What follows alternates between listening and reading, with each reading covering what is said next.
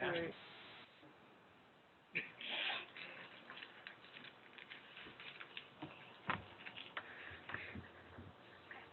All set?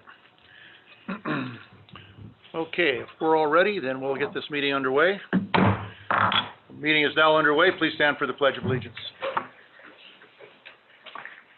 I pledge allegiance to the flag of the United States of America and to the republic for which it stands, one nation, under God, indivisible, with liberty and justice for all. Please remain standing for a moment of silence. Since our last board meeting, we've had 15 law enforcement deaths and 3 firefighter deaths.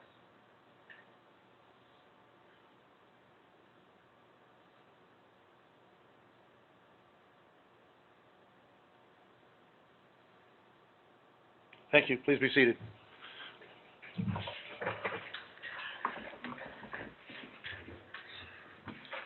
Okay, well, thank everybody for attending this evening.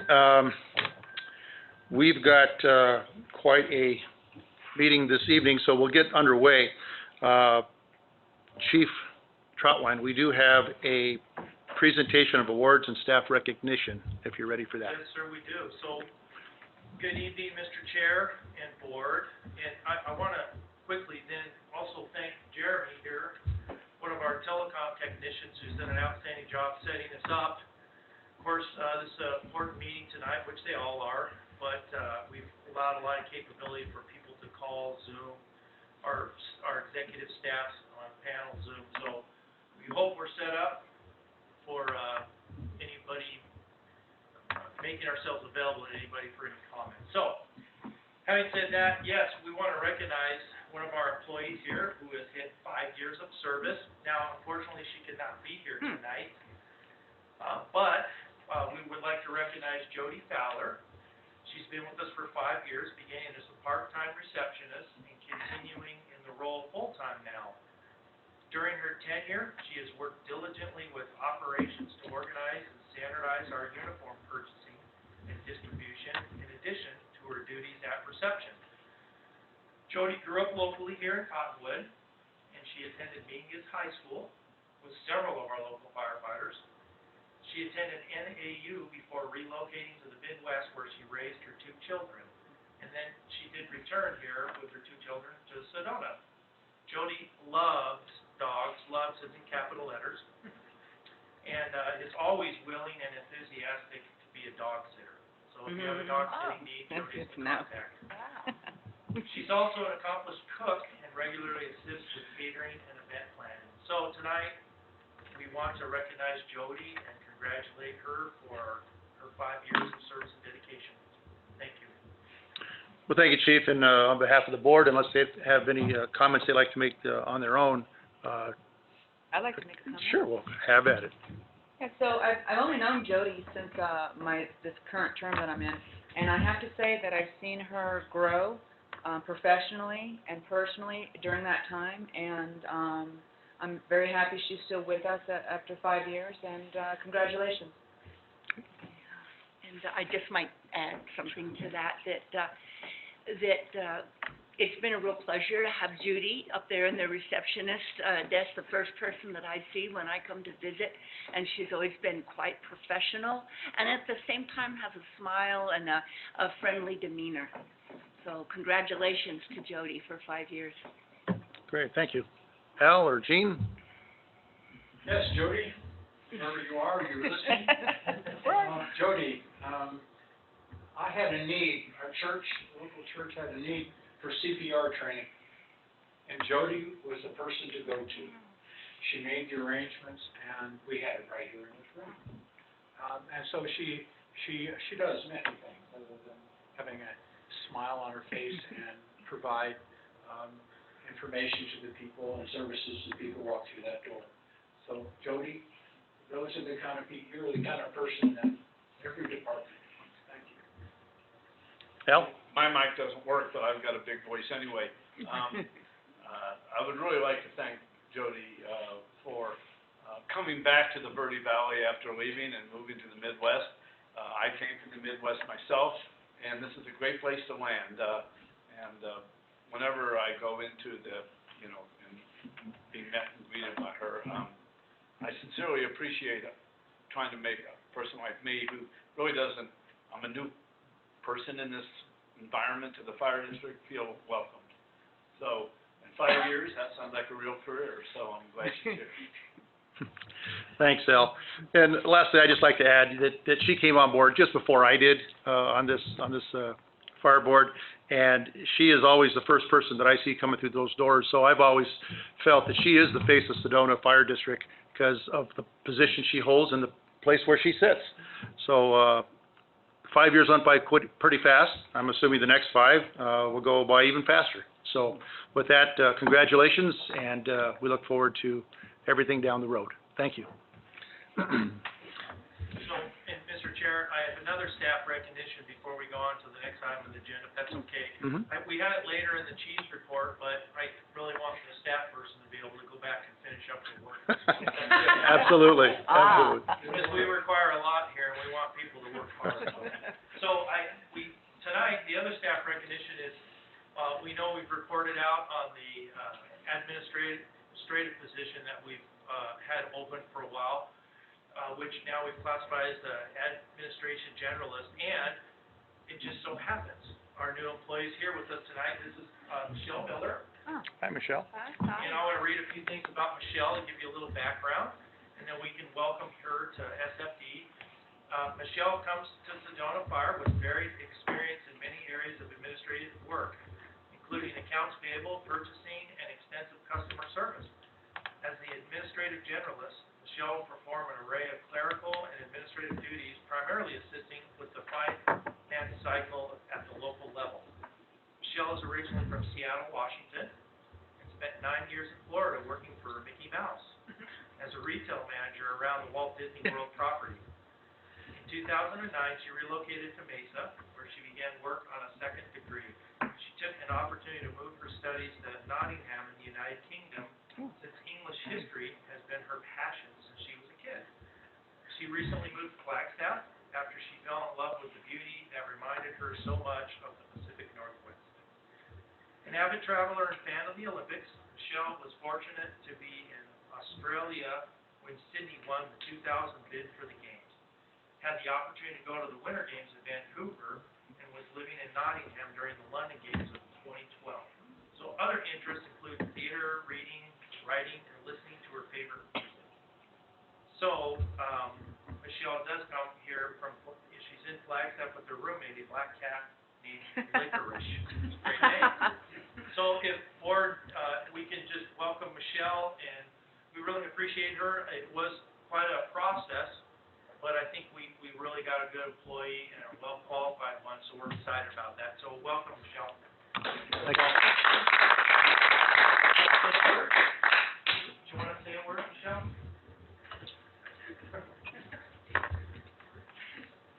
Yeah, say hello. Thank you so much for the warm welcome. I'm really excited about being here. It was a very long task to get to this point, and I'm very excited about staying here until I retire. So you've got at least 15 years with me. That's the goal. So thank you so much for being so kind and welcoming. Well, thank you. Thank you. Welcome aboard, and we look forward to seeing you around and interacting with you. So, welcome. Okay. And you are more than welcome to stay, but if, like the chief said, if you've got work to do, it's up to you. I'll try to zoom in from my own. Okay, good. That's what I'm thinking. Thank you, guys. Thank you. Have a great day. You too. Congratulations. Okay, the next item on the agenda is the public budget hearing. And the public budget hearing is just that. It is where we get to open this up formally to the public about our budget, and there is a process that we do have to follow. And with that said, let me first read some of the ground rules as we get into this public hearing. First of all, any individual wishing to make comments shall first give their name and their address. This is required because an official record of the public hearing is being made. It is not necessary to be an opponent or a proponent in order to speak. Anyone disrupting the proceedings may be subject to removal from the meeting. Well, There isn't anybody here. You're all doing Zoom, so we may just have to hit a button, and thank you very much. These rules are intended to promote an orderly system of holding a public hearing to give every person an opportunity to be heard. I'll call on those who are requesting to speak. So with that said, I'll open up the public hearing for the proposed fiscal year 2020/2021 budget. With that being said, Chief, are you aware of anybody wishing to speak? None at this point? No, I did not receive any inquiries by phone or by email, and I don't think there's anybody Okay. on the meeting. Okay, with that being said, there are no comments from the public. Therefore, there are no comments or responses from staff. And therefore, we may close the public hearing at this point in time. So thank you all for attending, and this hearing is now closed. With that said, we have the discussion possible action proposed fiscal year 2021 budget, resolution 2020-4 for the approval of the fiscal year 2021 budget, including the salary scale. With that said, a motion is to be made. We will vote on that. We'll have discussion. We'll second that. We'll have discussion, and then we'll go into our vote. So moved? Not yet? Oh. Not yet. Okay, with that said, would anybody like to make the motion? Want to make the motion to approve the budget? I would like to make the motion to approve the 2020 to 2021 fiscal year budget for the Sedona Fire District, Okay, and that will include the salary scale. and to include the, Resolution 2020-04. resolution number 2020-04, including the wage scale. Anything else? I think that's it. Do I have a second? Second. Okay, any further discussion on that? Just so the public knows that we have been reviewing the budget every month for 4 months in some detail. So as this vote may be brief, it doesn't represent any negligence on our part to review this budget very thoroughly and work with the chief on it and staff on it. Thank you. Any other comments? Jean, Al? Joy? Yeah, I just wanted to thank Chief and the entire staff for working very hard on this. We actually came in lower than we wanted to, or lower than we originally anticipated, and it's because of all the hard work and for the looking forward. The chief looks forward, the staff looks forward, and saw needs and also saw items that didn't need to be there, and so we really worked it out, or they worked it out, and I just want to thank them because it was a lot of hard work.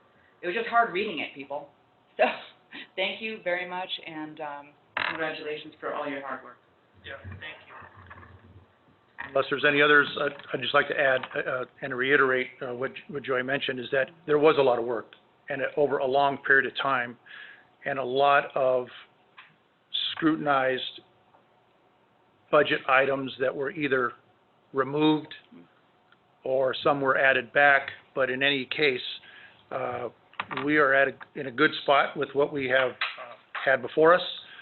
This is enabling us to achieve the goals that we have in our strategic plan and to move forward. And there isn't one item in this budget that was taken lightly.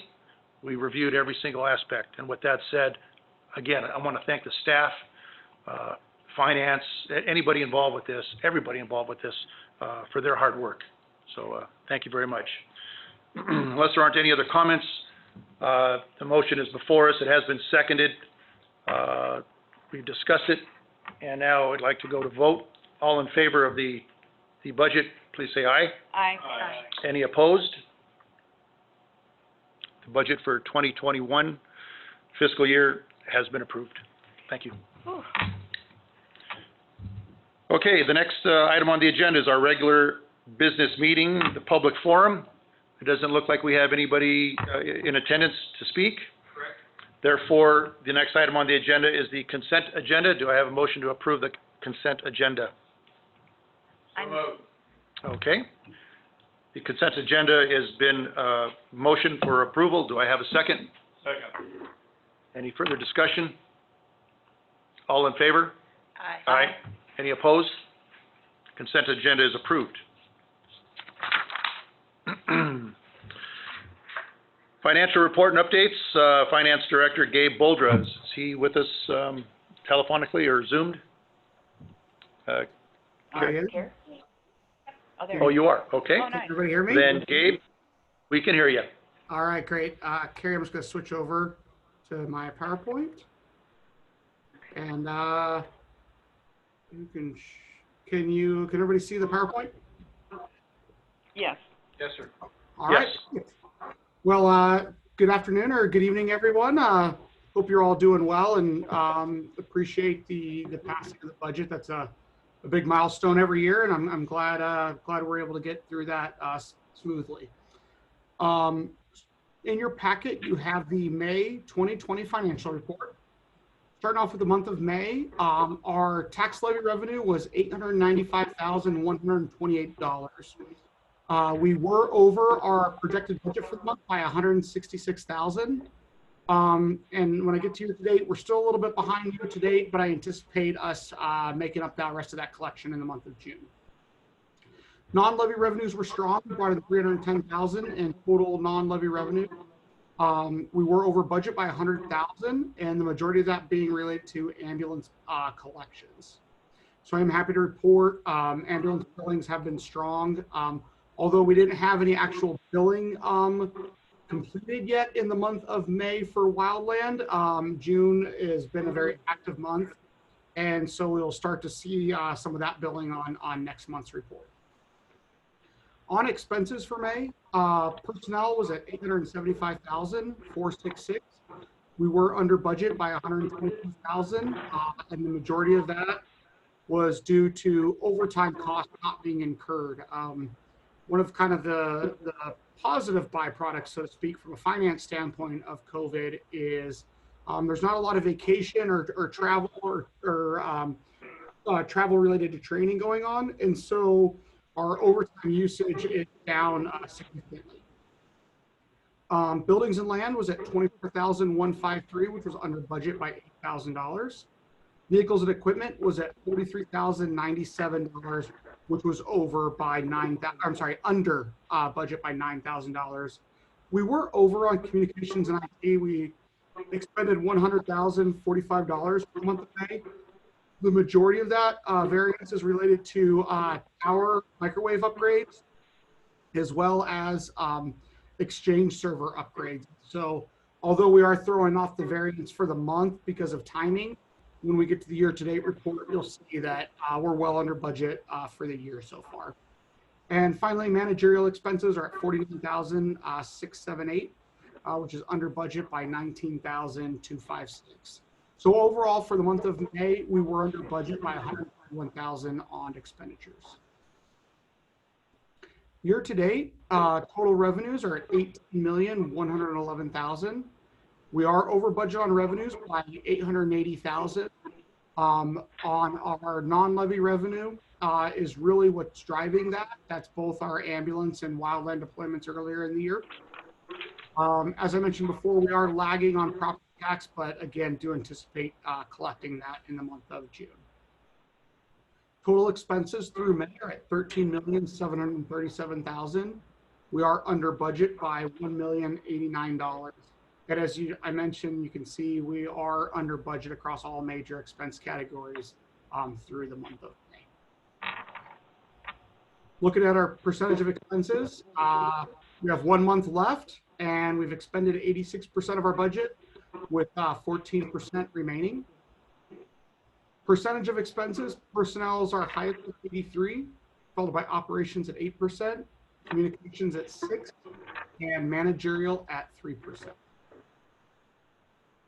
Finally, our cash position year over year, you'll see we ended the month with $11.9 million in total cash.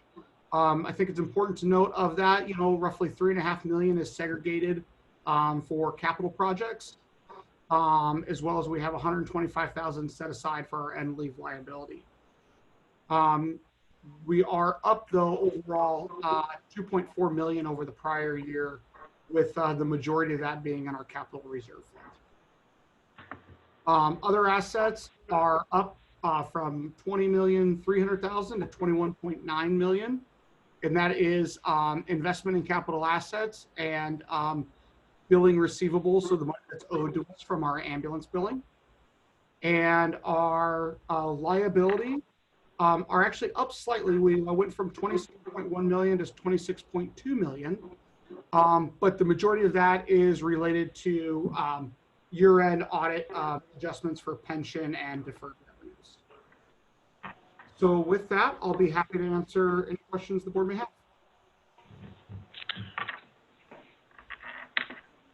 Yeah, Gabe, I've got just a couple things. You mentioned that we're under budget by about $1 million, little over $1 million.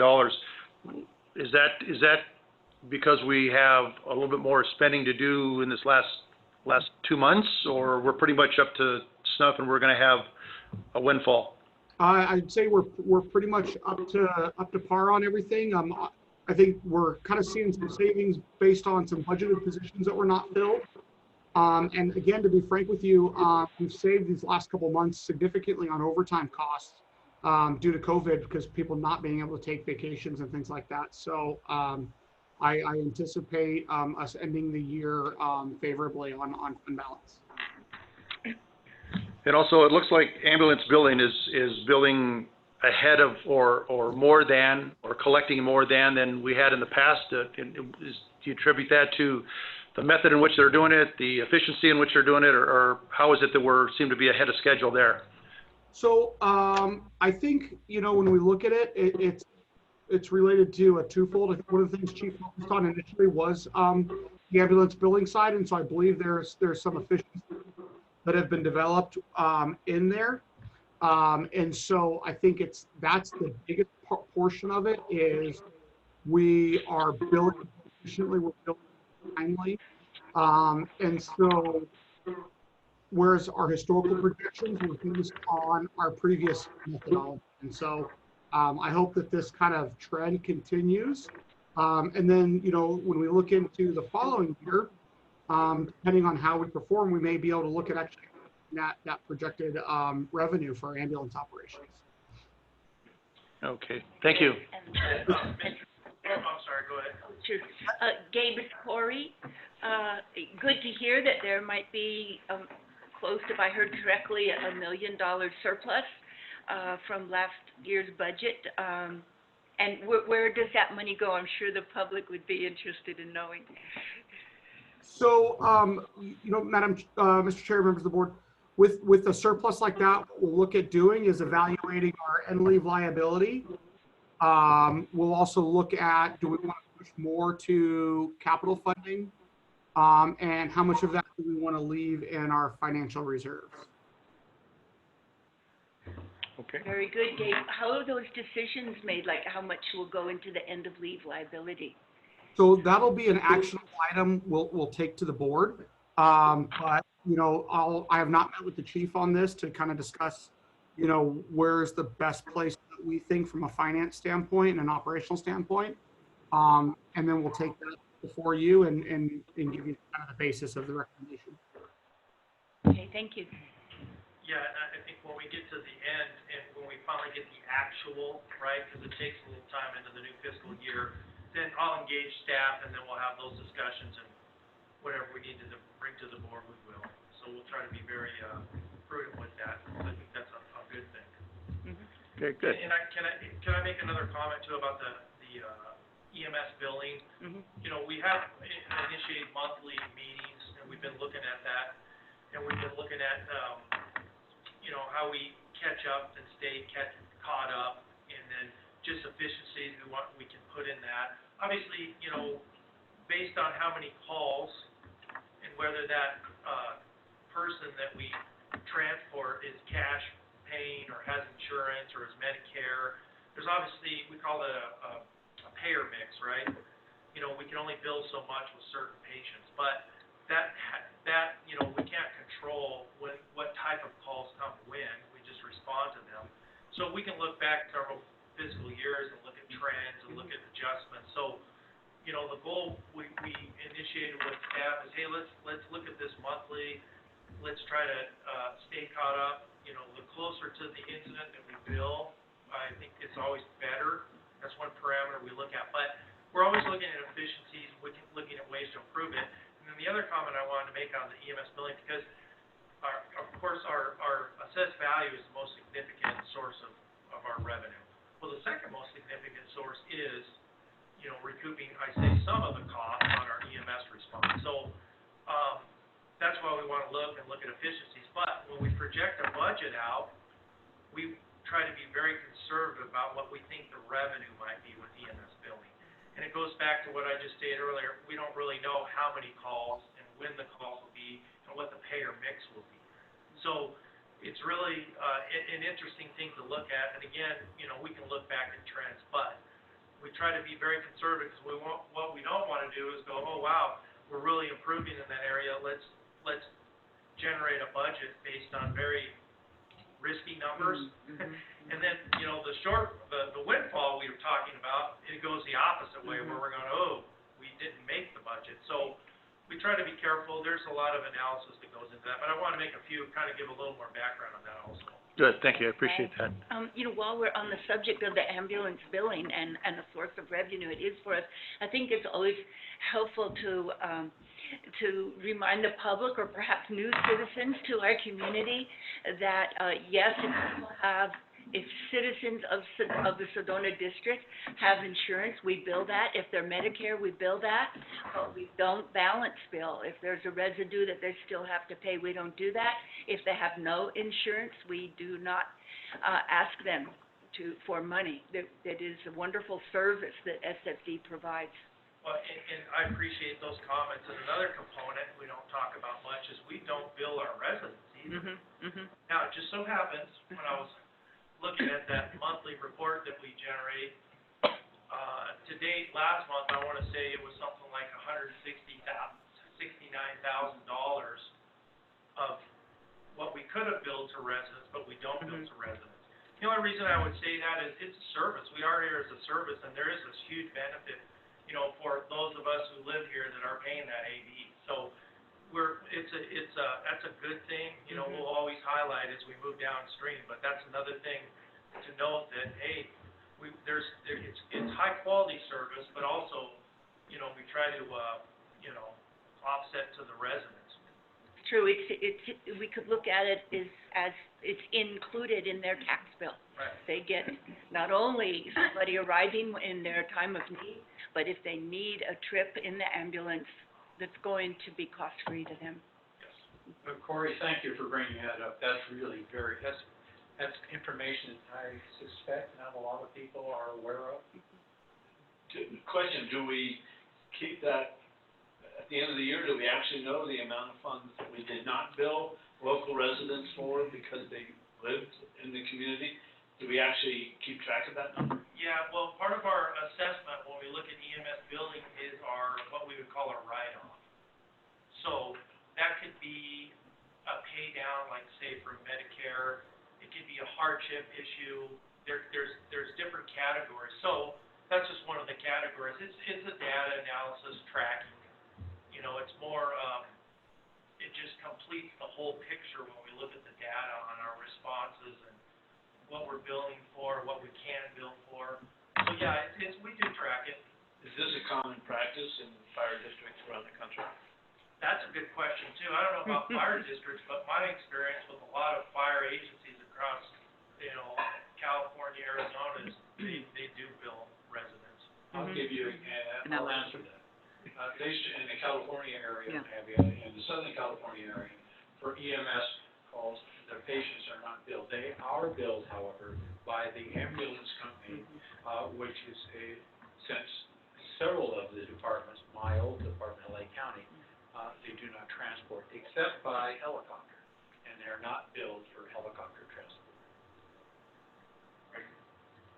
Mr. Chair, Any further comments? Mr. Chair. Yes. To answer that comment, I would say, especially in Arizona, I would say that is a practice that, unfortunately for many district residents is changing. We've been involved in a lot of new municipalities and fire districts coming into the CON world, and the majority of them do balance bill their residents. So I think it's important to note that it's a unique benefit that fewer and fewer districts in Arizona are providing, and that Sedona is still providing it. So. Great, super. That's good to hear. Okay, with that said, and there aren't any other comments to be made, a motion to approve the May 2020 finance report. Do I have a second? I'll second that. Any further discussion? All in favor? Aye. Any opposed? Okay, the May 2020 finance report is approved. Next item on the agenda is review and approval of request for proposal for annual audit services. Gabe, I believe that's you. Yes, Mr. Chair, members of the board, my chief, Heidi and myself have been talking about our current engagement with our auditing firm, and we have not gone out for RFP for a number of years. In fact, I believe I'm coming on my 4th or 5th year with Sedona Fire District, and I know we have not done that. And when I look back, Walker Armstrong has been the auditor of record as far back as the records that I've found. I'm not saying we necessarily need to change firms, but again, in consultation with Chief and Heidi, we do think it is prudent for us to at least rebid our audit services and get a firm 3-year to ensure not only are we are happy with the services that we're receiving, but just ensure we're continuing to receive the best value of service. So with that, I'll be happy to answer any questions the board may have. Okay, just for your information, you are a little bit broken as you speak. So, do we have any questions for Gabe in regards to proposal for annual audit services? So Gabe, it's Corey. I think it's very prudent to be doing this at this point, even though Walker and company has done a great job for us. It makes sense to be putting out an RFP. Okay. So then, hi, it's Joy Moore. So my question is, well, comment first, I've always appreciated our auditor. They've always done a great job. However, I want to make sure that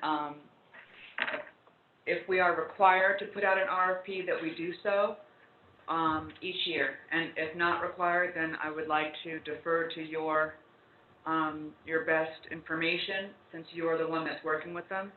And I believe that we got a couple of awards last year. Yes. So I'd like to leave that in your hands, but I also just want to make sure that if we're required to, we do put out that RFP. Yeah, so I'll speak to that. Am I a little clearer right now, or is it still choppy? It just kind of goes in and out a little bit, but okay. For the most part, we can hear you. Okay, so we're not required to go out every year. In fact, there's actually no requirement that says we ever have to go out once we hire an auditing firm. Best practices is, every 3 to 5 years to at least go out and rebid. Sometimes you want to change audit firms, especially if you have an audit firm that continues to have the same approach year over year, because in finance, it's easy for somebody to learn their approach, learn their practice, and can essentially find ways around their audit, so to speak, from an internal control standpoint. Fortunately, our audit firm that we do use does change their approach regularly, does have new elements they look at. So they do keep, although it's the same team, they do keep the audit approach fairly fresh, and that's a good thing. But I think at least getting every 3 to 5 years rebidded from a pricing standpoint is good, and ensures the district's getting the best value. Okay. Thank you. Gene or Al, any input? Well, I don't see a particular need to go out for an RFP every year.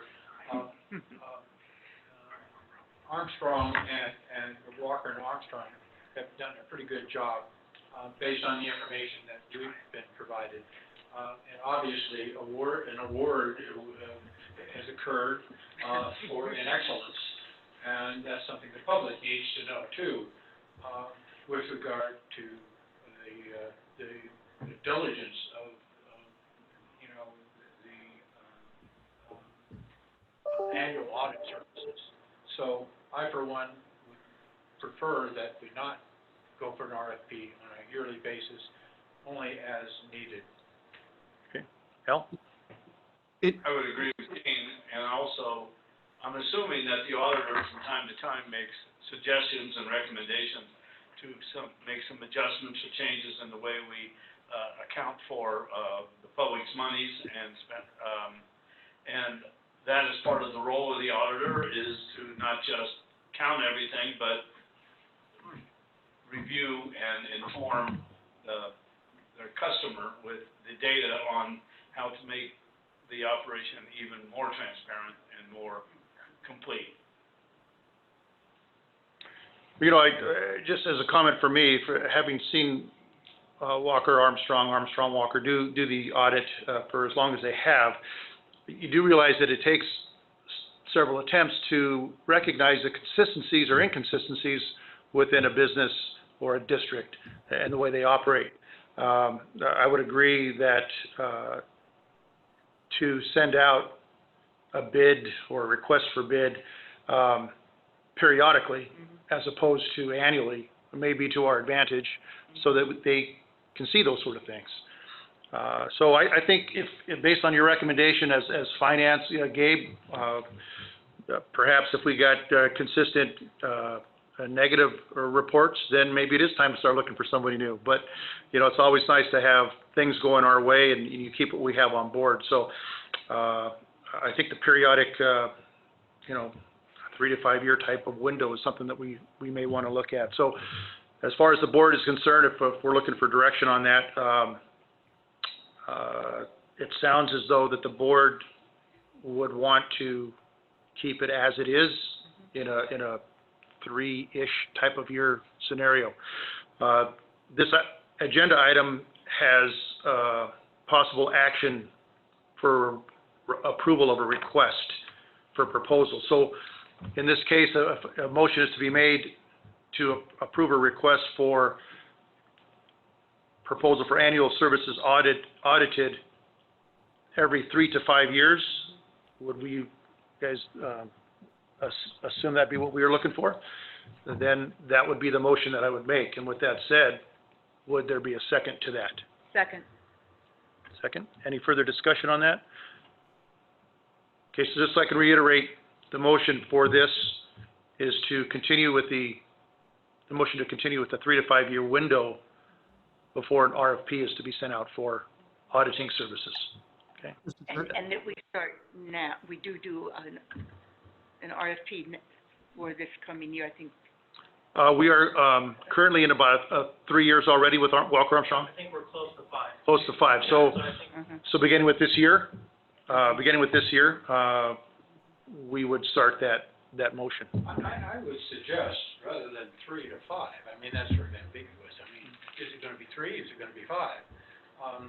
That we choose 5 every 5 years to reevaluate, unless there's a reason why we should. Now, I think we should be counseled by Gabe, finance director, on if there are issues that cause us or him concerns. So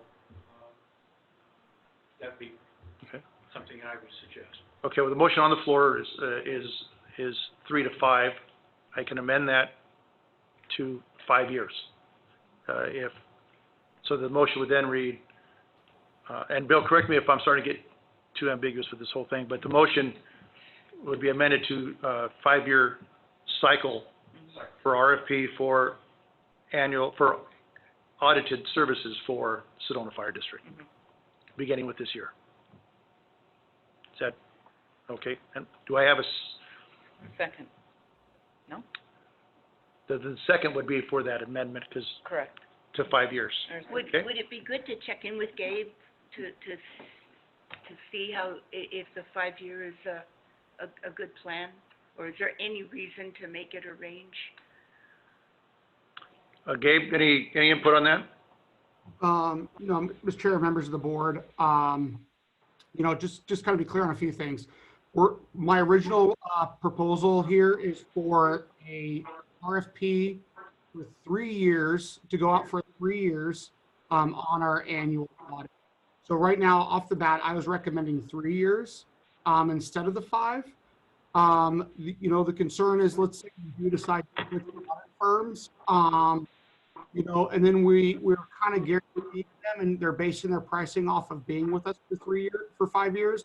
If we do that, and then we find out in year 2 that, maybe we weren't the best fit for Sedona Fire, although the board can terminate that agreement at any time, I think from a fairness standpoint, it makes it a little bit more difficult for them, because there is a lot of work for an audit firm in the initial year of an audit, and so they may base their pricing off of a longer term relationship. However, again, we don't have to go out for bid every 3 years or every 5 years. So my recommendation is we go with the 3 year, we get the pricing. If we're happy, we could wait another 2 years after this 3 year period, and then rebid it again at year 5. So it would work if the motion stands at 5 years. Yes, it would work. That would work. Okay. All right. With that said, the motion is before us for auditing services every 5 years. It was seconded. We've discussed it. Therefore, it's time for a vote of it. All in favor? Aye. Aye. Any opposed? Okay, so the motion for 5 years window is approved. That was pretty difficult right there. Cluster. Well, we sorted it out, I hope. Okay, with that said, thank you, Gabe, for your input on that. Next on the agenda is our staff items, basically our chief's report. Chief? Okay, and, we're trying a little new technology where I actually can advance the slides up here instead of on my pad, so we're gonna see how that works. Nice. And then, tonight too, I'm gonna, as I have done in past practice, when my executive staff's here, I defer to them in their division. I'm gonna try that tonight, as long as the quality's good, it's not cutting in and out. So, good. So our incident summary here, you can see, I think this is interesting when we look, at the last 5 months. You can see, February, March, April, a decline in call volume. And I think that really lines up with, as the COVID pandemic unfolded across the country, across the state, and with a lot of the changes with that, you see the drop in call volume. Now, interesting enough, if you look at last month, we went right back up, didn't we? And again, I think that is consistent with the state opening, with a lot of visitors and a lot of people here in the fire district that are out. They're hiking, they're off-roading, they're enjoying the restaurants, and so there's a lot of positive to that. But we'll talk a little more downstream about where we're at with COVID. So again, you can see our year-to-date call volume's down, but again, I think that lines up really closely with what's been happening out there. And also, we've talked the last couple months about this. In May here, you can see our total reflex time, our total response time is actually higher. Now, again, if you look at the category there, it's hard to read, but how many rescues we've responded to. We had a lot more rescues. Let me see if I can come back. You can see the red there is the fire, but the rescues down at the bottom, is it say 12, I believe? You can see the subsequent months, we might have 3, 5. So when you look at our total response time, again, some of those, what we call them, and I explained a little what an outlier is. So if we look at a certain amount of calls, and we get averages, in this case, the 90th percentile in terms of our total response time. An outlier, again, the basic definition is something that is outside what our normal numbers look like. So for example, if our total response time's typically, the 90 Central's typically 10 minutes. But you have a rescue up in the canyon, like we had one in West Fork. So to get up the canyon, to park, to make the trailhead, to say we're on scene, and of course, we're hiking a couple miles in. Once we go on scene, that's the time that stops. That's a long response time to get up there.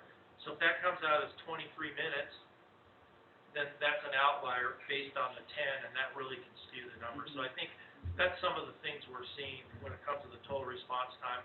Again, the average response time, again, that kind of fits with that same kind of evaluation. Yes, sir. So they arrive at the trailhead. You're not on scene. You're on scene when you get to the patient, correct? And that's why the time difference. Yeah, well, the unit going on scene where dispatched, it would end there, but you're correct. Now, when we look at patient contact, and we do our EMS reports, yeah, if it takes us 30 minutes to walk in to find the patient, then that would reflect time to patient was 30 minutes from on scene of the trailhead. Right. So it definitely, some of those numbers definitely can skew the data. You know, Chief, in that regard, because you did a nice job of describing this last month too, when we had the same situation for these quote outliers, which are mainly rescues.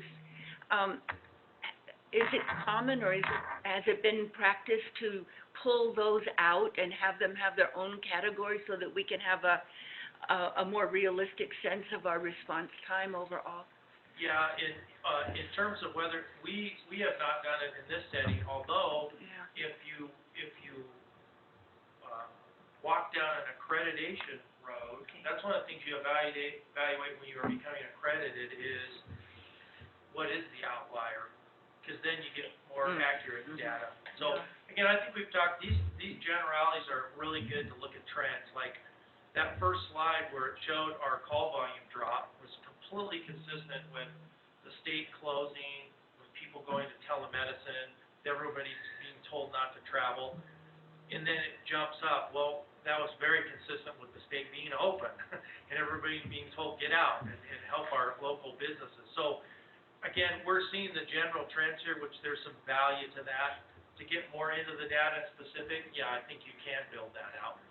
Does that mean, that if we weren't a tourist town, and so all the calls would have been in the city one way or the other, the numbers would look substantially different? Well, yeah, I don't know about that, because it's getting to trails, it's getting to off-road areas. You know, we have a very geographically diverse district. You know, I mean, the EMS, we provide goes in 274 square miles. So we do go into the forest, we do go into state, Slide Rock, we do go in the forest. So, I don't know that might necessarily be true, because people are still gonna be out, but we do know that the tourism does impact our services, right? 4 million tourists a year plus. So, and we handle that, and it's good for the area. So, I think definitely all that plays a part, you know, in our response time.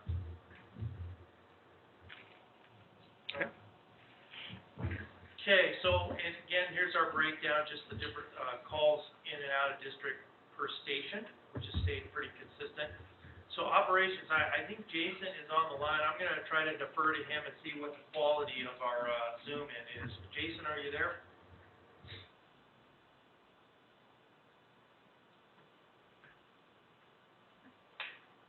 Let's check real quick. Okay, there you go. I didn't have the ability to unmute myself. My apologies. But Carrie has given me that power. You guys can hear me okay? Yes. Yes. Yes, we can. So I'm going to share my screen if Carrie wouldn't mind letting me do that for a moment.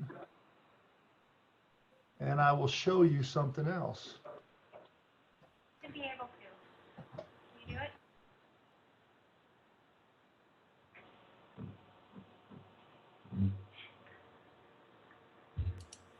I made a mistake. I'm sorry.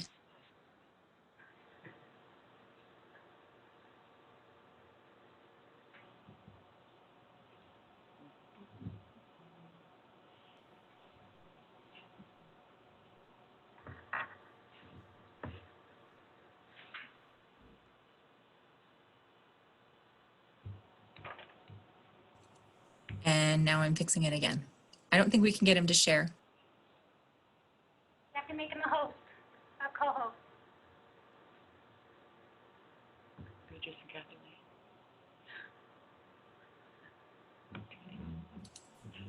Carrie, I don't have the ability to do that.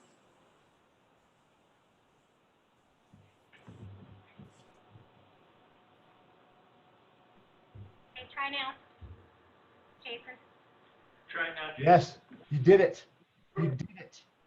Great job. All right. There, so hopefully, Karen, members of the board, you can see a map with fire on it, with a red on it. Yes. Yes, we do. Very good. So I thought I'd give you a quick overview of the fire situation in the state, and I thought using some technology would be the best way to do it, and talk a little bit about where our personnel are, if that pleases you.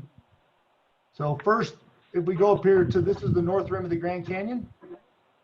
And as you can see, this is well, I guess I should tell you what you're looking at.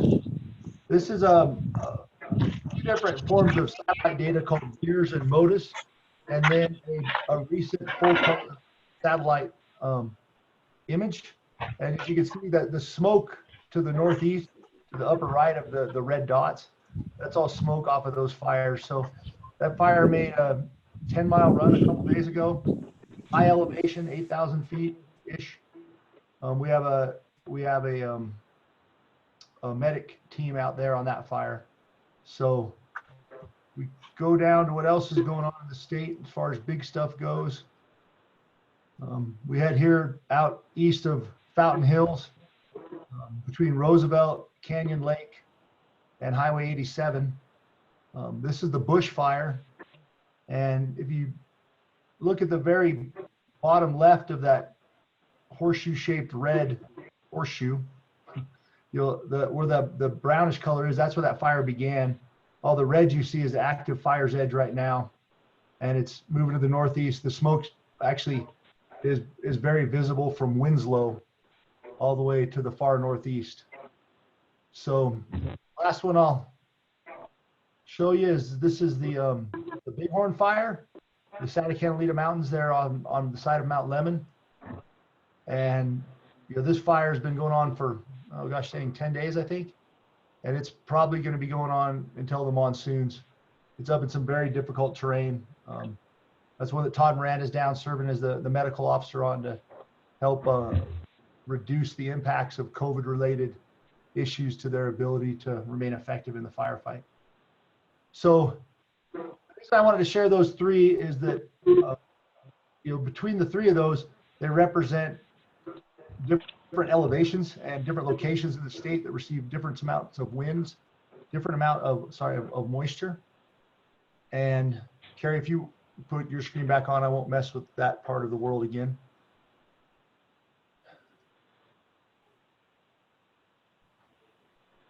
And so, Arizona is obviously in the middle of our fire season. And we've got, so that what that means, what we talked to the battalion chiefs about, is around Sedona itself, is making sure that we're aware of the fact that we've got fires that represent large fire growth in all three of the different fuel models that we see in our district, from down the low end all the way up to the upper elevations there on the top of the switchbacks. And so the crews are ready. They've done all their preseason training. They're fully engaged, and they've talked out the different mitigations. The BCs are on top of it. The few smaller responses they had, they've done a good job on, and made sure kept enough resources in reserve to protect the home front in case anything occurs while we have the few people we have out in overhead positions. So that's the fire situation right now. I can tell you that there's no signals for the monsoons coming anytime in the next couple weeks. These red flag days have been more consistent in June than is a normal June. And so I expect that we'll continue to see higher indices. We just went to very high in Sedona as far as our fire indices. And I expect that we'll continue to see that increase all the way up until the time that we get monsoonal moisture, which hopefully will be sometime around the 10th of July, which is normal for us. Yeah, I could touch on some other stuff, but I took up quite a bit of time there, so I'll just open up to any questions. I'd be happy to address anything else you, the chief, would like me to. This is Gene McCarthy. As a resident of the Lee Mountain area and my surrounding neighbors, which there are many in that area, largely horse country, open acreage, what have you. The grass fire, thank you very much to you and to the men of Sedona for a quick response and a quick extinguishment. It was a good job. I'll pass that on, Mr. McCarthy. Chief, do you have any idea how many total number of personnel we have out in the state at all these fires? Yeah, Chief Troutline, if I'm correct, I believe we have 10. That sound right? If you include me, I'm doing a virtual assignment right now. But Yeah, so, and to be specific, we have a REMS team out, which has 4 personnel, supervisor, there has to be a minimum 2 technical rescue people and then paramedic capability. So that REMS team, the rapid extraction module, it's when firefighters on these large wildland deployments, it could be a rollover vehicle, it could be a burnover, they're there to rescue people and firefighters. So that's a really key component. It just so happens the state likes our REMS team, and they're very good at what they do. They were out, and the state was asking for a second REMS team from us, but we did provide a medic team also, which is 2 paramedics with the associated apparatus equipment. And then we have 3 overhead members out on the Bighorn fire. And then, of course, Chief Coyle has been out, he's back now, but, so yeah, that's a total of 10. Yes, sir. With regard to the REMS team, I don't know the depth that we have within the district. We have 1 out and 1 modified unit out. My question is, we're at red flag weather right now and have been for several days, probably several days in the future. How about our depth of resources? Yeah, so that's a very good question. And between the 3 shifts, we still maintain a good depth when it comes to technical rescue. We do have, between the 3 shifts, 6 technical rescue members on each shift, so a total of 18. 2 on each shift are helicopter rescue trained. And then, of course, our paramedic service. So what we do is we'll deploy resources to assist in the region, in the area. And then now we're pretty much at the max of what we want to let out. But we make sure we have technical rescue, paramedic, and wildland capability within the districts between the 3 shifts. So we're able to easily backfill between those employees. Thank you. Okay, any more questions for Chief Coyle, anyone? I don't believe so. Okay, we'll go to community risk reduction. Thank you. My clicker works. Oh, there it is. And let's see if John, our division chief, John Davis, our fire marshal, is on the line here and can report out. All right. Mr. Chairman, board members, good to be with you virtually. As you can see, we have stayed fairly busy. I've been quite surprised at the number of construction projects that have not slowed down. Plan reviews remain. I think this is the new normal. It doesn't seem to slow down much at all. If you recall, last month we did a number of inspections on identifying gates and updating some hydrants. All of that information has been turned over to Emily, so as she updates our map pages, those will be pushed out to the crews with new locations and new gates that we identified. I believe Rick identified almost 200 gates in our district that we were not aware of. So those will all be updated in the map book. We're still working on the entering those into the records management system. We have a number of files to create to reflect those new items. Currently, we're working on the risk hazard assessments. If you'll recall, risk hazard assessment on occupancies was part of the engine company inspection program. Of course, that's been put on hold for a while. And a lot of the occupancies that they're mainly focused on business and mercantile occupancies. So we're focusing on other occupancy types, residential, assembly occupancies, to get the risk hazard assessments done on those. We had 3 fire investigations last month, and I'm not recalling what the other 2. One was a brush fire. There was another small fire. The big one was a structure fire in a condominium off of Tanglewood Court down in the village of Oak Creek. What happened there, when the occupants vacated the unit, they left the bathroom fan on, and it had run for a couple of days, and it overheated and caused some damage to the attic area. My safety message this month is monsoon preparedness. It's quite likely that before our next meeting, we will be into the monsoon season. The good news is that if you're prepared for wildfire season or any other type of mayhem that can befall us from time to time, you probably have a good start on your monsoon preparedness.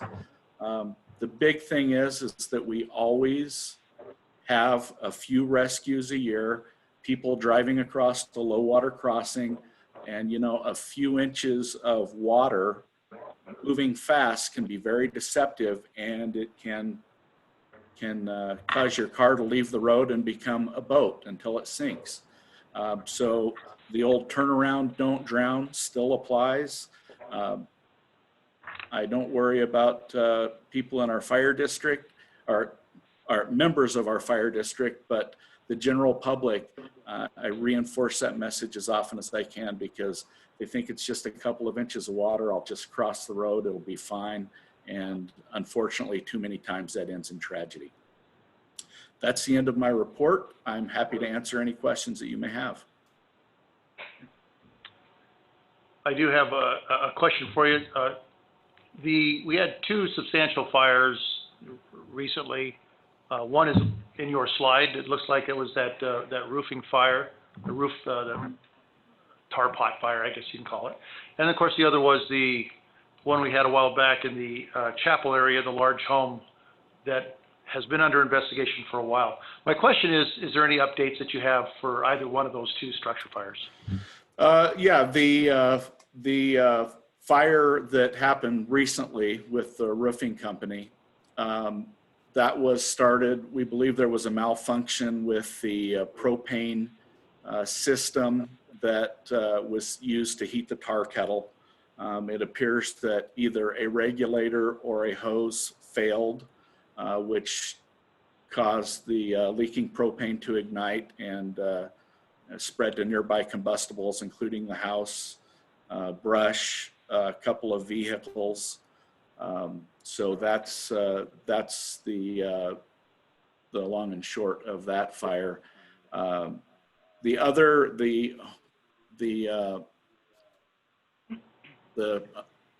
building that was under construction in the chapel area, the cause of that fire remains undetermined. We did get the information back from BATF with their dog. We found the accelerants in the areas where we expected to find accelerants, i.e. around the powered equipment, the generator. There were no accelerants found within the structure, and we were not able to determine an exact cause on that fire. Okay. Anybody else, any questions? No, just, Fire Marshal Davis, this is Gene McCarthy. Yes, sir. I got up this morning and I noted out on, adjacent to my house, a shed snake skin. This this is the season for our snakes, both venomous and non-venomous snakes, to shed their skins. Yes. I understand it, they're most active at night when they are cool, and that process. So maybe, for the folks who are listening out there in Sedona, be aware of snakes shedding their skin, and there will be likely evidence of it, so be careful where you stick your hand. That's what I remind people is never stick your hand in a place that you can't see, because that's typically where snakes live. Okay, well, thank you very much. Yeah. Thank you. Okay, Chief? Okay, so, let's see if, Chief Mazulis, Division Chief Mazulis is on with, EMS training and fleet. Chief, are you there? I am here. How do you hear me? Wow. Clear, sounds good.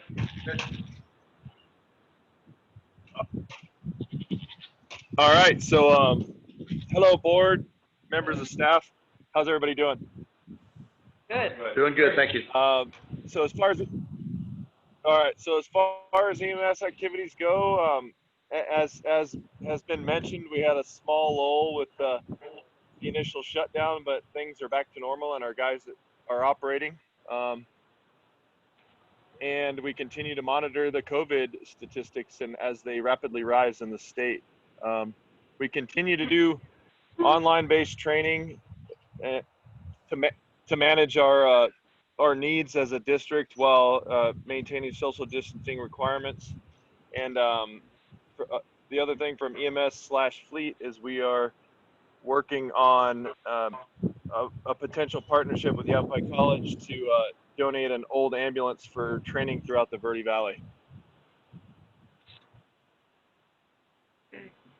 Chief Mazulis. And that's what I got. Corey. Yeah, that's good. Yes. So, Mazulis, yeah, how is our crew holding up with the COVID? Are we staying free of it? I think crews are doing really well. I just returned from a 2-week the assignment with the REM truck, and it was very interesting to see how the wildfire community is implementing strategic moves to reduce the chance of COVID response. So all's well. I think our crews are holding up really well. That's good to hear. Thank you. Any questions for Chief Mazulis? Quick one? Sure. Hey, Chief, it's Joy Moore. So, I was just wondering, well, I was surmising that there is a raise in, or an increase in the amount of COVID positive cases due to the fact that there's more testing, as opposed to what the media wants us to think. What are your thoughts on that? Just because I just want to know. I think it's. Hey, Joy, this is Jason. Yeah. So I didn't know Ed's been out, and I've been tracking the numbers daily, so I'd be happy to answer that question. Ed can tell me if I'm off base, if you guys can hear me okay. Yeah. Yep, go ahead, Jason. That sounds perfect. Okay. Yeah, so the state of Arizona is definitely on a rebound. We've had more new cases since Memorial Day than we had in all the time prior to that. The number of tests have gone up. If the number of cases was remaining static, then you'd expect the percent of positives to go down. The opposite has been the case. We're up to almost 16% positives. The number of ICU beds that are full has increased to the point that they're getting near having to consider alternatives to their normal care response. They're down to about 23%. I think the last time I looked is available ICU beds. The trends on some of the larger models for Arizona show the death rate in Arizona is expected to increase to up to 7,000 people dead by one model, the IMHE model, by the end of October. So everything all the different indicators point to the fact that there is most definitely an increase in COVID cases, and it's attributed largely to a lack of compliance with social distancing and the wearing of masks when social distancing cannot be accomplished. And thank you for that, Chief Coyle. You know, Chief, you put out an excellent press release reminding people of what they can do to not be part of that number Right. that might not fare well. Could you just Sure, say a yeah, few and- words and about that? And I appreciate that. Yeah, Mhm. I think, as Chief Coyle's articulated, we are, when we look at the data in the state, we are seeing a pretty significant increase in cases. Now, you know, parallel to that, as we've opened, I don't think we did not anticipate that. Mhm. You know, and that's not uncommon when you look at a pandemic, when you have an initial spike and then the numbers come down and there's a secondary spike. So I don't think that it was unanticipated or uncommon, but I do think, you know, the last couple of weeks as we've seen that increase, I think, but parallel to that, the opening and people relaxing, going, wow, we finally turned a corner, we're doing good, we're out of it. We're not out of it. So that was the intent of that press release, just a reminder. I think the Chamber of Commerce has done an excellent job with their campaign of being safe, clean, ready. And we're trying to articulate that as a district and with our police department too, that we still need to do our due diligence.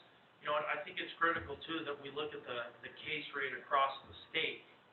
Now, when you look at Yavapai County, the county's doing good, and Coconino County isn't doing as well because they have other, you know, issues, but those are the two counties we stretch in, and our numbers here are okay, but we have to look at the state number because the state is open and people are traveling again within the state.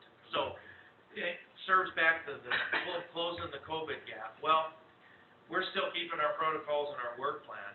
Doesn't mean we're not reevaluating it pretty consistently, at least every 2 weeks, if not in a shorter amount of time. But we don't feel comfortable as a district yet with our employees letting our guard down yet. And again, it's letting, so that, you know, continually sending reminders. I think we're all forgetting, you know, we do it. You start walking into the store and you're going, oh, I left my mask in the car. Well, you turn around and go get your mask. I mean, and keep your social distance. You know, keep washing your hands. I keep reminding myself, you know, check your temperature. We're doing our temperature checks here. We did that tonight. So I think it's just right now reminders, and this is a marathon type of event, the pandemic. We'd love to be where the numbers came down. And again, remember the criteria we're waiting for is in that 14-day period, that actual decrease in the number. We haven't achieved that yet. So when we do, then I think we can look and go, wow, we've really turned a corner. And then our ability to test quickly, efficiently for those with symptomatic and or emergency responders, and then our ability to do contact tracing, right? Mhm. So that emergency responder gets exposed, okay, you contain it to, all right, these 7 people potentially were exposed, so let's watch them, let's keep them from exposing others, and see where it ends up. So we're still trying to build that capacity, and to be quite frank, I think we're all tired, you know, to try to keep focusing on that, but we just still gotta keep reminding each other and you know, doing the best we can to keep that reminder out there. So we're trying to lead by example, and it's tough. It is. So I appreciate that comment, so. Quick question, does the fire district get complaints from the general public about non-compliance, or is that not something that you encounter? Not typically. You know, they're looking very closely at us, our firefighters, in making sure we have masks and everything. So there was a couple of inquiries recently about that, but not in terms of, hey, we've been in the store, we noticed no one had masks, what are you gonna do about it? Because it's really not anything that the fire district enforces, you know, and that's back to the city and the counties and, hey, what parameters have they adopted, and how they're gonna enforce it, or will they? So. And I in think you're right, Chief, in the fact that Yavapai County has not seen what other counties have experienced. We just got back from Apache, and of course, the Apache Reservation is closed. Yes. I think up north, as well in Coconino, we have the tribal lands and so forth, tragically affected. And I tend to forget that we have a steady stream of traffic starting Friday night from down below and all the surrounding states up 179 leading into Sedona. I don't know where they eat, but there is a steady stream. And I guess I have to remind myself, what have you, that I'm not as vulnerable, immune as I thought I was. And it is challenging, you know, and the other thing I'd say about COVID, which startles me, is obviously there's been a lot of information released about people in the demographic or people that might be prone or people with, you know, chronic illness that could, you know, could be more detrimental to them.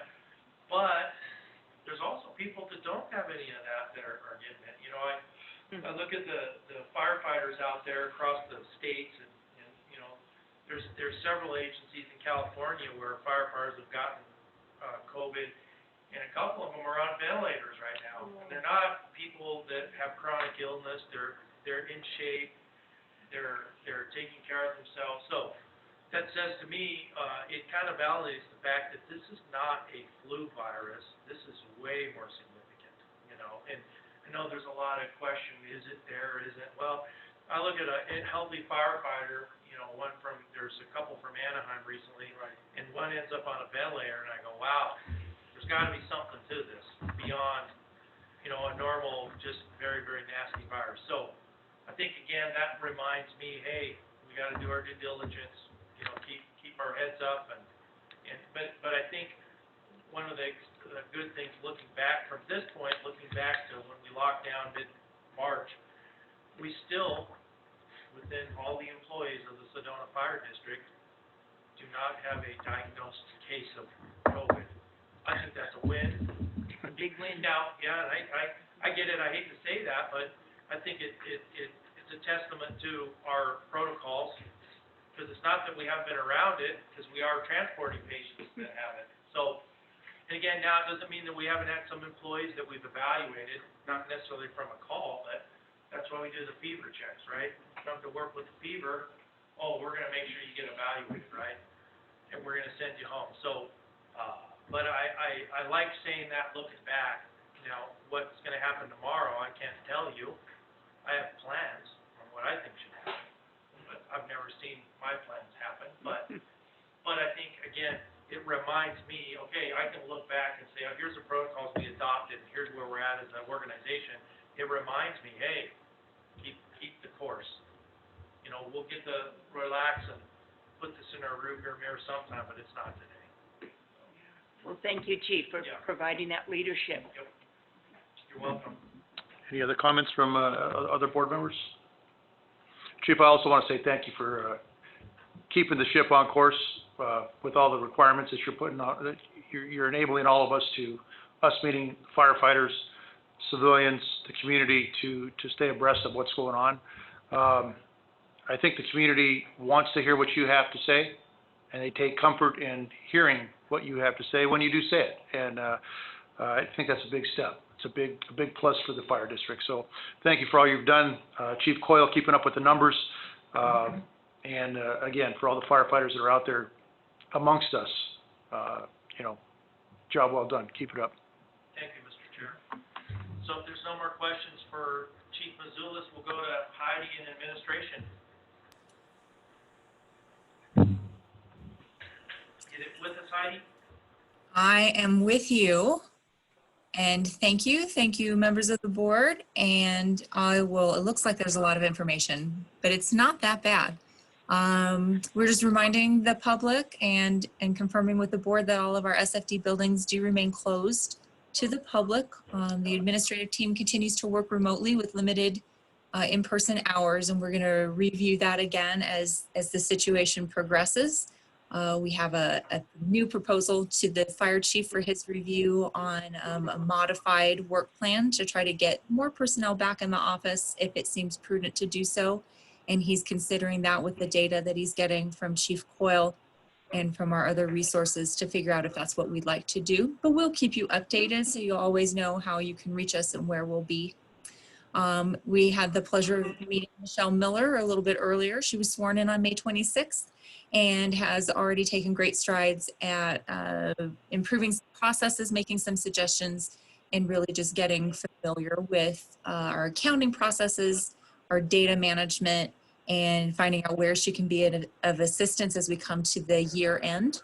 Lots of things to do in payroll with accounting and cleaning up some records. So she's there to assist, and we welcome her. We're glad that she's here. Well, we're giving a brief update for our telecom technician position. We do have 68 total applicants that applied for that position. There were 14 semifinalists that had been reviewed down by their qualifications and an initial review. They have all been sent a kind of a test, if you will, to kind of gauge their skills and their aptitude for the position, and that's under review by the committee. And then there will be 3 more interview phases going forward with that committee. And so Jason Coyle, Bob Motes, and Kiona Freeman are actively in that committee and in that process. So we'll give you more updates as that progresses. We do have a bill.com payment schedule that will be updated to your iPads and in your information. We didn't go through the whole calendar year, we just put it through the fiscal year. So the same rotation will continue. We figured we would leave that way until we come to our possibility of new board members in the fall, starting in the next year. So look for that if you have any questions with that payment schedule. If you need those payments added to your calendar, I'd be happy to help you with that. And then our last piece of information for my administration update is that mental health moment. And this one was actually provided to us by our EAP program, our Employee Assistance Program.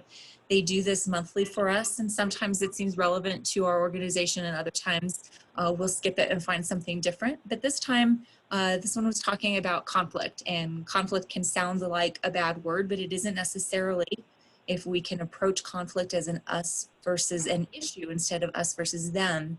Then they can become more meaningful and we can create some better decisions and stronger relationships. So the suggestion is to improve your conflict resolution skills, that you focus on empathy and being calm, non-defensive, and having those reactions be in that manner. Be ready to forgive and avoid resentment as you seek compromise, and realize that facing conflict head on, even though it's uncomfortable, is truly the best thing for both sides to resolve an issue. At Sedona Fire District, our EAP program offers our members and their families these strategies for productive conflict.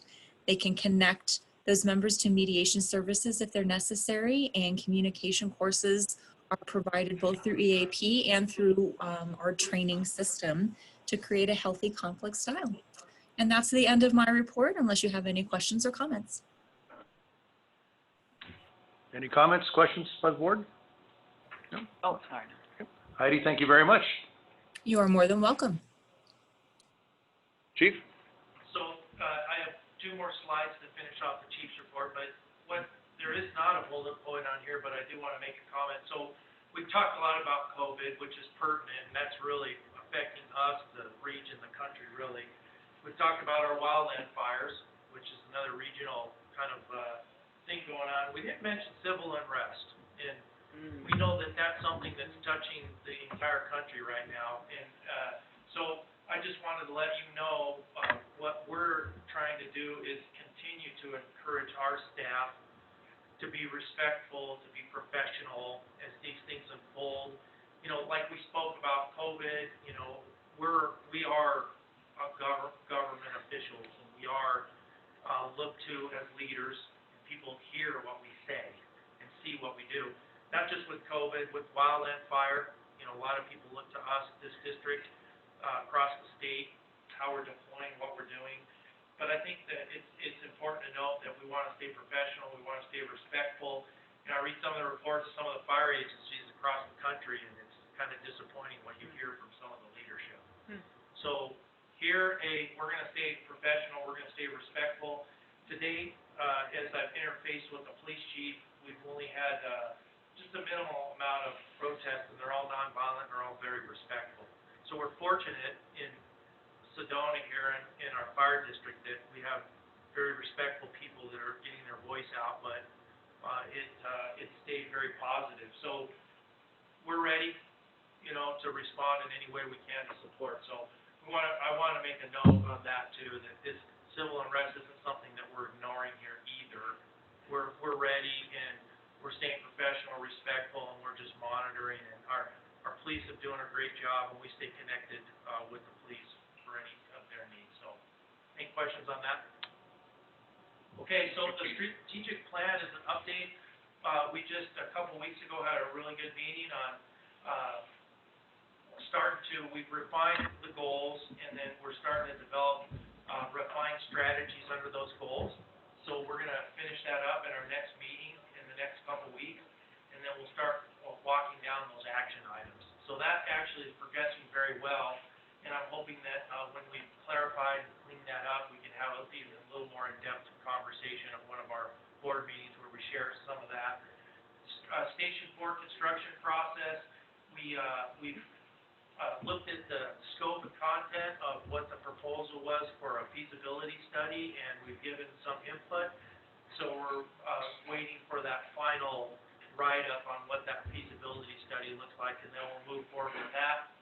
When we have our purchase orders here for $10,000 to $25,000, we had a $17,000 purchase order for computer software support, and then $14,900 for 2 thermal imaging camera replacements, and those are really great tools, by the way, for firefighters.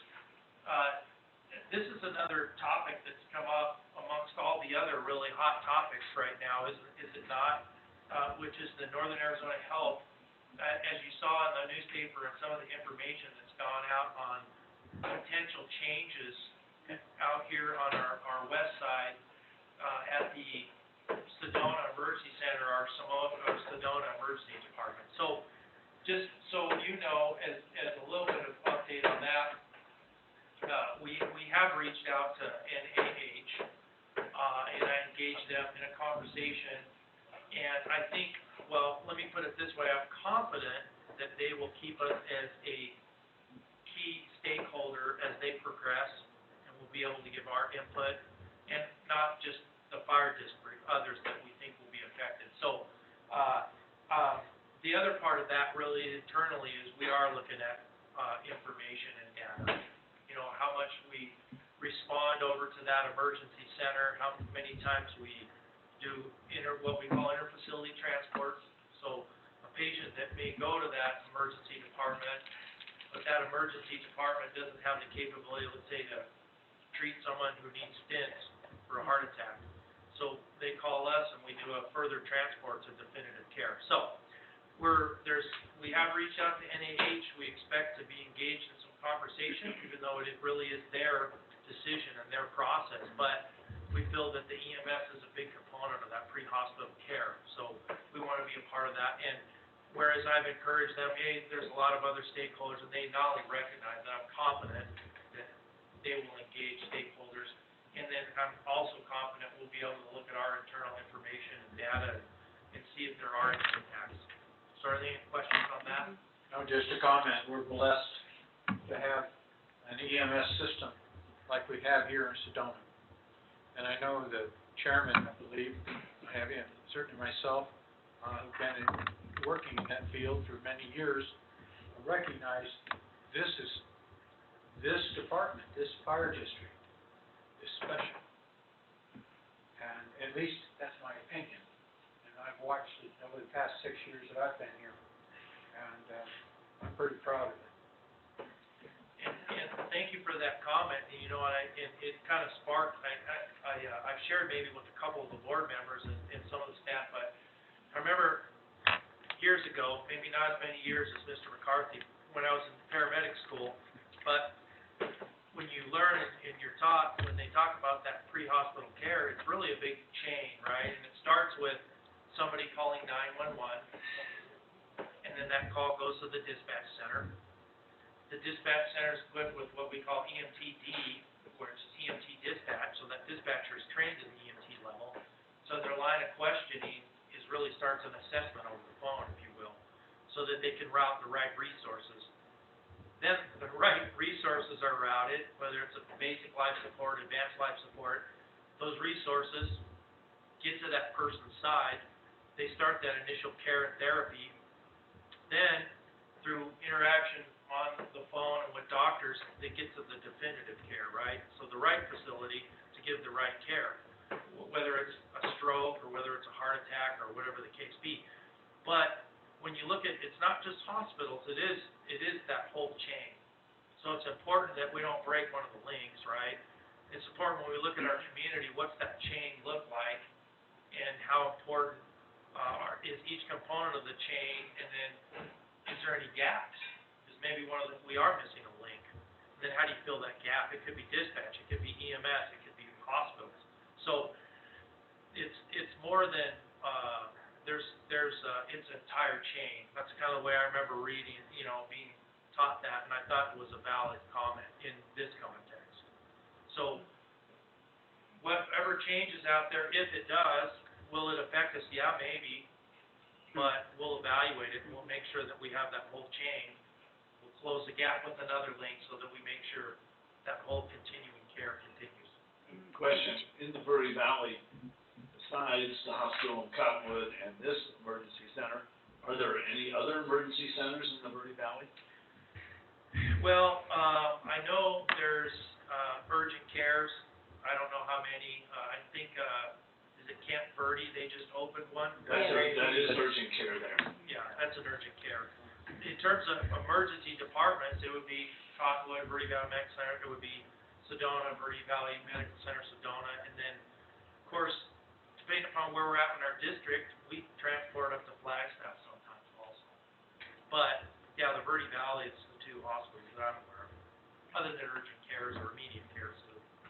And Chief, as we analyze our data to sit at the table, like you say, it's their decision, it's the hospital system's decision, but certainly our input is important.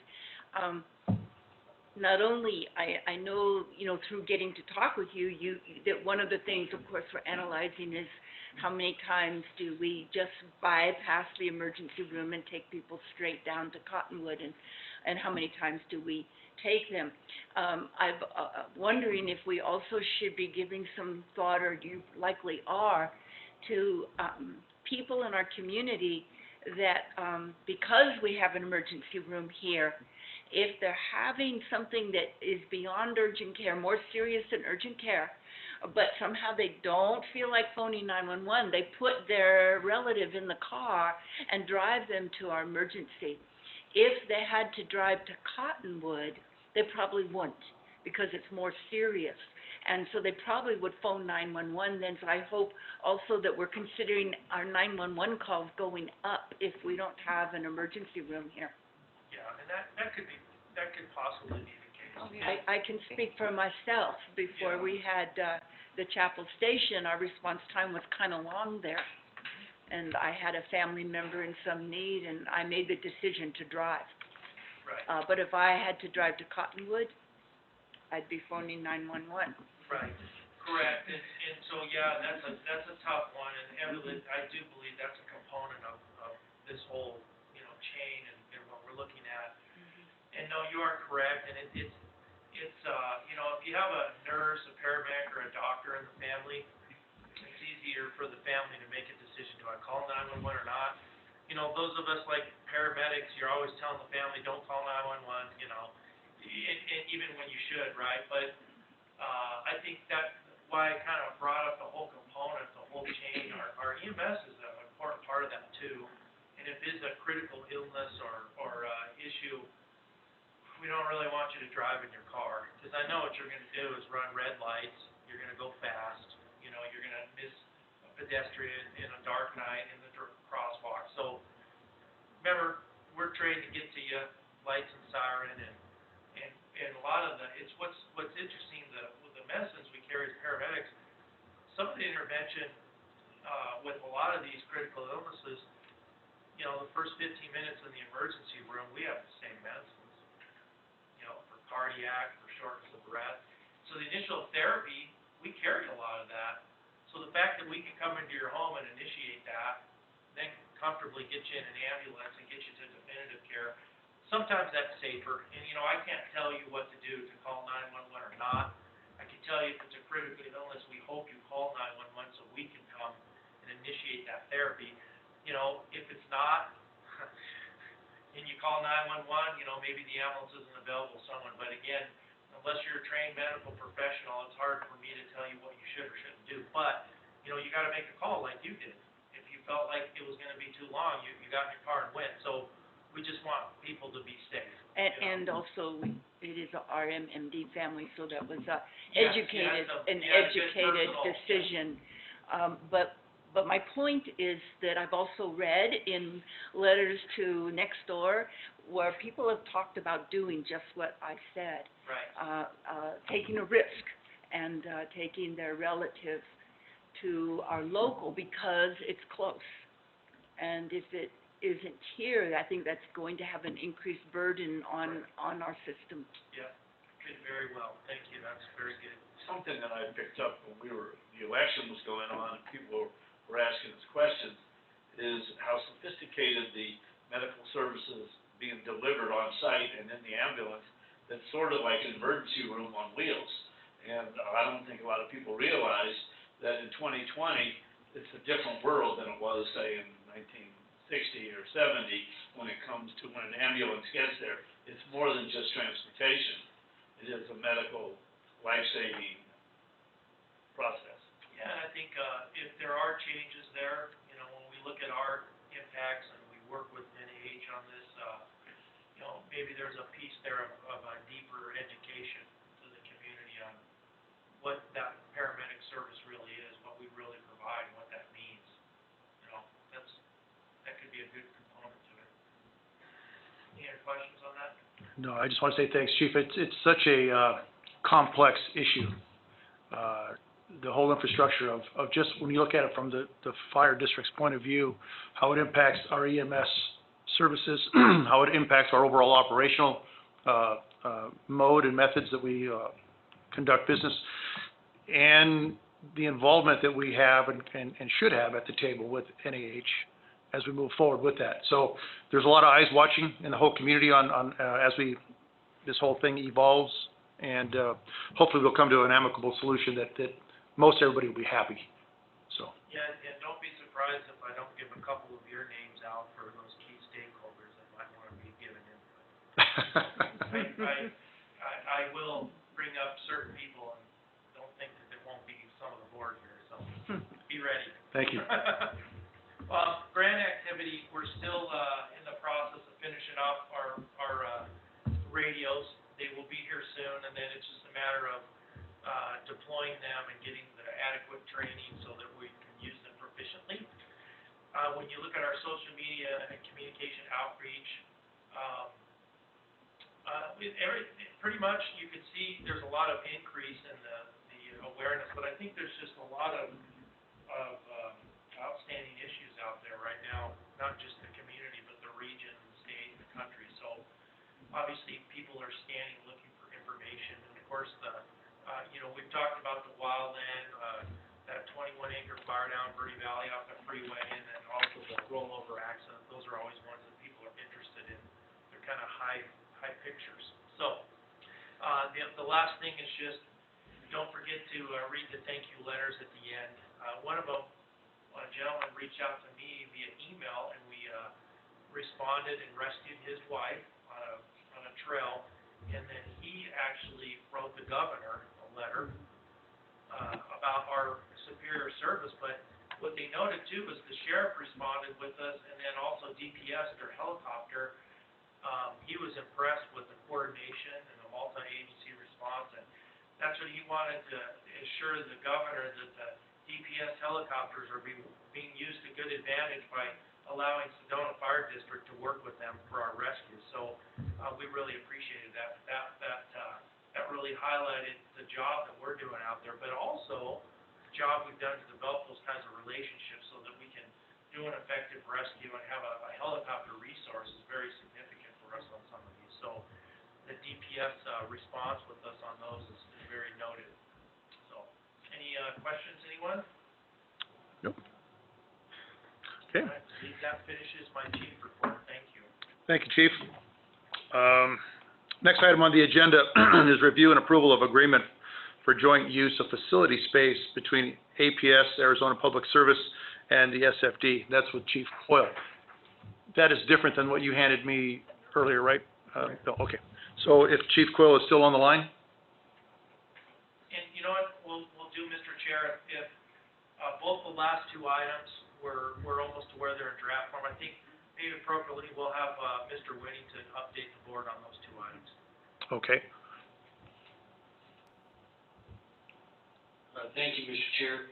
I think the item on your agenda has to do with the joint use facility agreement that was circulated last month, and I made some modifications, and it's ready to go. I thought that agreement had been approved last month, did it not? I don't recall. The joint use agreement? It's not in the board packet that I got. I don't believe this one was. Yeah, so I forwarded the red line revisions to that, to the department last month. That's what you're talking about. Right. That is different from the two easement drafts I gave you tonight. But I'll address both of those. Both Chi-Spot and AT&T, we've received the little descriptions for those, and we've worked up the easements. I gave them to you and the chief, so you can take a peek at them. I'm gonna send them, I emailed Jason tonight. I'll be sending him a copy in the morning, then we're gonna send a copy out to your partners in crime on those and get their input, make sure it's okay, then we'll finalize for approval next month. Okay, so we'll table that item until next month. Yes. Okay.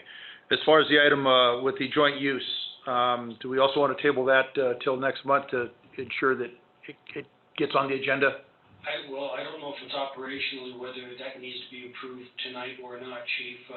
I think Jason has that in his possession, modifications I made. Yeah. Yeah, I don't know the time. He's on the line right now. Go ahead, Jason. No, I was just gonna say, if Mr. Whittington's comfortable with the contract, with the agreement as he modified it, I would like to get that approved. There's a value for the Sedona Fire District to be able to locate a radio receiver at that location to increase our coverage in Oak Creek Canyon. And it's of minimal consequence to allow them to co-locate on our Station 3 facility, which is the kind of the exchanges of service that we are guaranteed or we agreed to. So if it pleases the board and it's consistent with Mr. Whittington's view on it after he provided the red line, then if they would, approve it, that would be great. Is there a cost factor with this at all? No, sir. It's just a direct exchange of services. As a matter of fact, they were willing to assist because of the little bit of legal costs on our end to get the contracts up, to actually provide some support to us for putting our equipment up at the station at Indian Point. Okay. Board, any input? Do I have the document to look at? Yeah, somehow it's not in our I packet. don't, Yes. I won't approve something if I don't have anything to look at. It'd probably behoove us to table this to next month so we can get the document to us to review, both in its red line form and its clean form, and then move on it. Unfortunately, if we don't have it before us, it's very difficult to make a motion to approve something we haven't seen. Now, Mr. Soto, and I take full responsibility for that. I think when the red line came across, I failed to make it clear to Ms. Tarver what needed to be done with that, and I didn't communicate that to anyone else. So I'm accountable for not being in your packet, and I think postponing it until next month makes perfect sense. Okay, then that item will be tabled till next month. Thank you, Chief. Is that okay, Chief Coyle? I mean, or is it urgent? No, ma'am, that's okay. That's okay. We'll make it okay, because yeah, that's definitely on me, and I can appreciate Ms. Moore's point about not wanting to approve something you don't have in front of you, and I don't want to ask you to do that either. So. Okay, good. We'll go ahead and table that till next month. Okay. With that said, last item on our agenda is the board member items discussion, board member fire district related activities since the last board meeting. Basically, this is just to inform the public of those activities that this board does and is involved with, that you may not be aware of, may not see, may not hear. So we'll go around the room, and I'll start with Gene over here, if there's anything in this past month. Well, certainly, I think I mentioned it earlier, I've had discussions with my neighbors, and typically, citizens are not aware of their fire departments or districts. They drive by a fire station, and if there's a fire engine parked inside, they've got fire service. But when a citizen is affected by an incident in their home or adjacent in their neighborhood, such as the Lee Mountain brush fire, however small, that could have been, had we had wind that day, that could have been tragic. And again, my discussion with my neighbors and have you is that we discussed our fire district and the value of having a quick response and a quick extinguisher and so on. So that was my conversation. Okay, good. Thank you. Joy? So I've had several conversations with Chief Troutline, and then one meeting in person directly relating to Station 4, as well as to the ER closing, the issue of that. And I provided a lot of information to Chief Troutline that he agreed that would be, helpful in for Station 4 going forward. And we have really good conversations, very helpful. It helps me because when people call me or if someone sees me on the street when I'm walking my dogs, they ask me and I'm able to answer, which is great. And in regards to this issue with Sedona, the ER, I find, and after my discussion with Chief, that it fix one or half dozen of the other. Unfortunately, as a realtor, I always tell everyone, oh my God, this is great. We have an ER right here, and it's a big selling point for West Sedona. But if that does leave, we will be burdened with additional transport, but at the same time, we will be able to make the additional revenue as our ambulance billing superstars have been, taken care of. So, it's kind of a bittersweet situation that we discussed, and so now I'm better informed, and so. And also, well, I can't talk about anything else. Okay, bye. Never mind. Okay, thank you. Al, anything for us? Being as I'm on the board of the Chamber Board of Directors, and the Chamber's been extremely busy over the last month and a half, trying to get a handle on the future of Sedona to bring its economy back, and the Clean, Safe, Ready program and how it's been adopted by the cities of Parkdale and Cottonwood and Camp Verde. They've even created a Verde Valley Clean, Safe program, and it demonstrated the leadership that comes out of Sedona. It spreads around and everybody sort of joins in and follows the lead. And also on that comes the Chamber's appreciation that the fire district recognizes that the Chamber is going way beyond the call of duty of a Chamber of Commerce. It's the Chamber of tourism management, tourism safety, tourism quality of their experience, and that's quite evident. Also, I picked up on something as to what events have been canceled and what events haven't been canceled. I now know that the airport is doing an event on October 3rd. That's still on their books, and they'll probably ask the fire district to participate. The following weekend is the art festival, and that is a go. That's on the 10th of October. I don't know about the other events in October, but the Wine Fest did quit for this year. I was waiting for that. Oh, wait, what? The Wine Fest is not gonna happen. Oh, sorry. I was excited for it. It's a good deal. I mean, it's a true signature event for the wine industry in the Verde Valley. Okay. Thank you. Where I'm at. All right. Corey, anything for us? Oh, yes, well, I've had, several citizens, ask about, given we had a red flag warning a few days ago, just asking about, our wildfire risk and how we'll be notified if there's an issue near us that we need to pay attention to. So I passed on the Nixie, link to be signed up to. And also a couple people have expressed concern about the ER and where does SD stand on that. I've told them that's in progress. And I've had a good conversation with Chief Trotwine about that subject of the closure of the potential closure of the ER. Okay, super, thank you.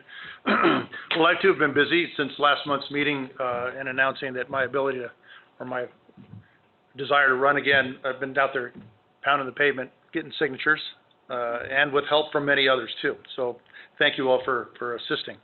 I've also been kept abreast of what's been going on with the ER room. I've had contact with several council members, wanting to know the fire district's position, of which I referred back to Chief Trotwine, where we had some good conversations. Along with that, council members also get inquiries as to response times from our firefighters, how long it takes to get from to the scene. And I do my best to explain how quickly they can get there. And sometimes, again, I refer it to Chief Trotwine, and those discussions are made between the citizen and Chief Trotwine, or even the council member. So a lot of communications this past 2 months with folks just on the climate of the Sedona Fire District, and things seem to be moving along real well. So look forward to the next month, another month. So with that said, if there's any other input from anyone, then I'll call this meeting closed and adjourned. Thank you. Bye-bye. Right. Bye, thank you guys. Thank you, Gabe. Thank you, Take care. Gabe. Bye. Good to hear you.